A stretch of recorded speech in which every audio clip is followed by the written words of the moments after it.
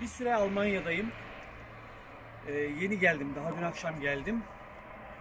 Burada ilk çekim yapacağım şey Almanya'da nasıl bir evde kalıyorum, kaldığım evin Almanya'daki fiyatı ve işte kiralasan ne kadara kiralarsın ve işte buradaki yaşam standartı. İşte bu evde kalıyorum.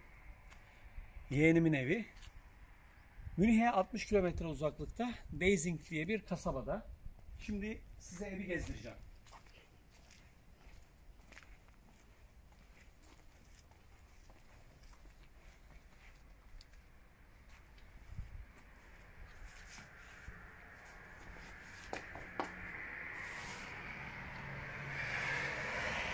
Ev metrekare 3 kattan oluşuyor. İşte bir teras katı var, bir orta kat var, bir de alt kat var.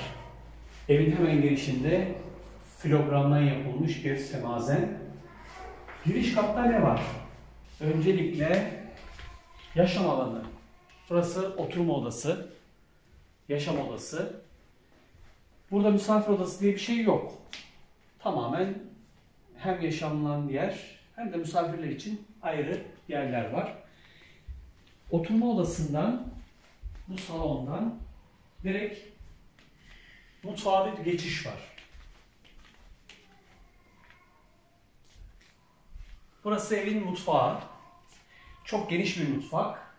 Bu görmüş olduğunuz mutfak dolapları ve yerdeki mermerler, bu mutfak tezgahı tamamen Türkiye'den gelme. Yani bu gördüğünüz her şey Türkiye'den yapılmış. Hani diyeceksiniz ki Almanya'da nasıl oluyor da ta Türkiye'den getirilip mutfak dolabı yapılıyor? İnanın hem Türkiye'dekiler iyi yaptığı için hem de daha hesaplı olduğu için Türkiye'den yapılıyor. Bu buzdolabı, evin buzdolabı. Burası buzdolabın buzluğu. Burası da küçük kiler diyebileceğimiz, mutfakta acil lazım olabilecek bakliyatların bulunduğu bir küçük kiler. Burası dışarıya bakıyor, görüyorsunuz. Aydınlık bir mutfak. Hemen yolu ve tarlayı görebiliyorsunuz. Yemek yaparken düşünsenize böyle bir manzaraya baktığınızı. Burası evin bulaşık makinesi ve tabakların vesairenin olduğu yer. Şimdi salondan girdik. Buradan çıkabiliyoruz. İki kapısı var. Burası da evin balkonu. Balkona çıkıyor.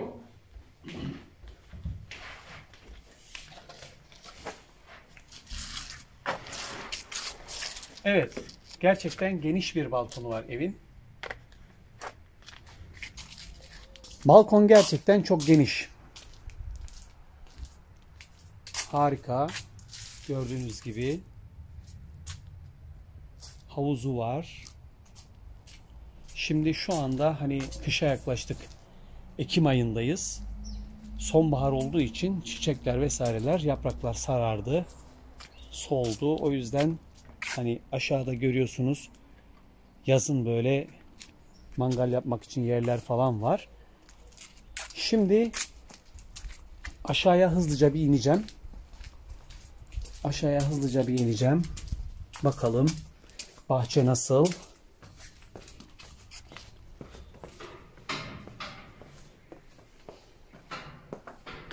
Evet. Evin şimdi girişte görüyorsunuz. Yolla beraber sadece tek kat gibi görünüyor. Ama şimdi bahçeden size göstereceğim. O zaman anlayacaksınız. Ev 3 kat. Yani şuradan baktığınız zaman görüyorsunuz evi. Ev toplamda 250 metrekare. İşte buradan baktığınız zaman evi görüyorsunuz. Terası var, orta katı var ve alt katı var. Evet, şimdi bu ev gerçekten bahçesiyle ve diğer katlarıyla, havuzuyla vesairesiyle gerçekten şirin ve çok kullanışlı bir ev. Peki bu evin fiyatı ya da kirası ne? Şimdi biraz da size ondan bahsedeceğim.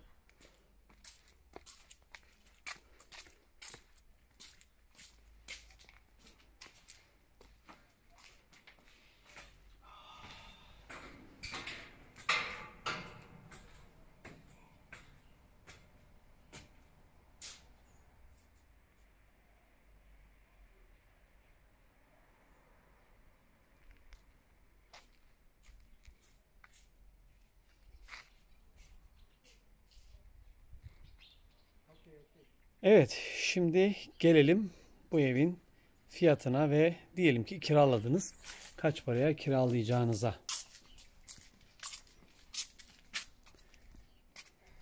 Evet, hem şimdi size evin üst katlarını göstereceğim hem de kiralarsanız, satın alırsanız bu eve ne kadar ödemeniz gerektiğini söyleyeceğim. Bu evi kiralamak isterseniz 3500, 3000, 3500, 4000 euro arasında bir kira ödemeniz gerekiyor. Çünkü gerçekten ev 3 katlı, her katı için 1200-1300 euro kira düşünürseniz burası için 3000-4000 euro kira olabilir. Burası ebeveyn yatak odası. Gördüğünüz gibi harika dizayn edilmiş, çok geniş. Penceresinden arka bahçeyi görüyorsunuz. Harika. Biraz önce dışarıdan gördüğümüz üçgen terasın şeyi ebeveyn. Çatı kat diye geçiyor. Ne diye geçiyor? Çatı. Çatı kat ve teras kat ama ebeveyn yatak odası. Bayağı geniş. Harika. Yani hakikaten çok hoş dizayn edilmiş, geniş bir oda. Evet. Buradan nereye? Buradan çocukların odalarına geçelim. Burası da hani normal banyo. Banyo.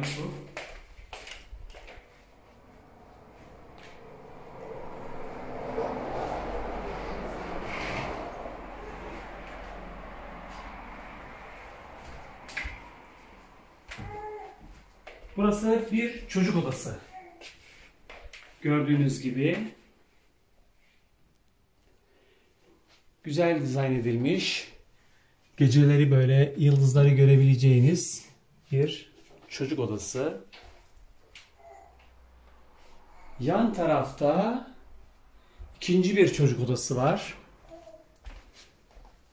Burada da ikinci bir çocuk odası.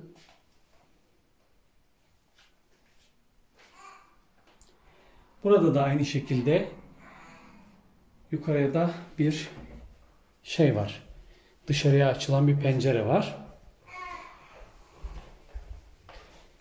Burası evin isterseniz bir oda haline getirebileceğiniz, isterseniz de herhangi bir şekilde kullanabileceğiniz boş bir odası. Ev sahibi burayı dua odası olarak kullanıyor. Mescit olarak kullanıyor. Şimdi gelelim alt katlara. Evin alt katlarında neler var? Size onları göstereceğim. Evet. Harika bir ev. Şimdi gelelim. Burası evin garajı. Dışarıdan göstereceğiz size şimdi. Açılabiliyor. Bakın. Garaj kapısı açılıyor. Evet. Burası evin garajı. Kış gününde buraya kar yağdığı zaman iki araç rahatlıkla sığabilir. Tekrar kapıyı kapatıyoruz ve evi gezmeye devam ediyoruz.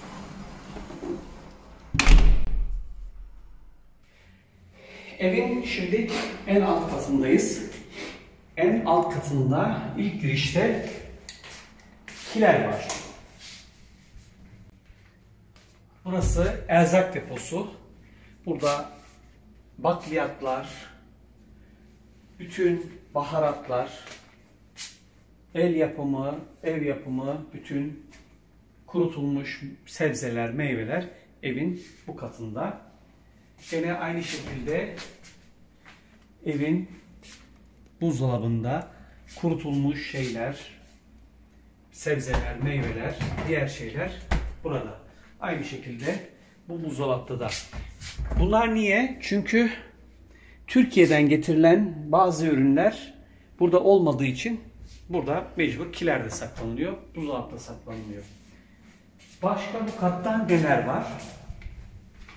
Burası bizim odamız. Biz burada kalıyoruz. Bu odada kalıyoruz biz. Aylin'le. Aylin bir hafta önce geldi. Bir haftadır burada. Ben daha dün akşam geldim. Başka ne var burada? Evet. Bu katta bağımsız bir yer var. Mesela burası bu katın banyosu ve tuvaleti. Bu katta aynı şekilde yazın bahçeye açılıyor. Bahçede barbekü yaptığınız zaman, ızgara yaptığınız, mangal yaptığınız zaman bu mutfağı kullanabiliyorsunuz. Bu evin fiyatına gelince, bu evin fiyatı aşağı yukarı 2 milyon euro. Şimdi gelelim başka neler var bu katta. Bakalım bu evde başka ne var? Bu oda neymiş? Bu buranın çamaşır odası. Gördüğünüz gibi bu evdeki çamaşırlar burada yıkanıyor ve bu evin ısıtması buradan sağlanıyor. Dışarıya çıkalım. Daha doğrusu karşıya geçelim. Karşıda bakalım ne var. Burası da evin, çocukların oyun odası.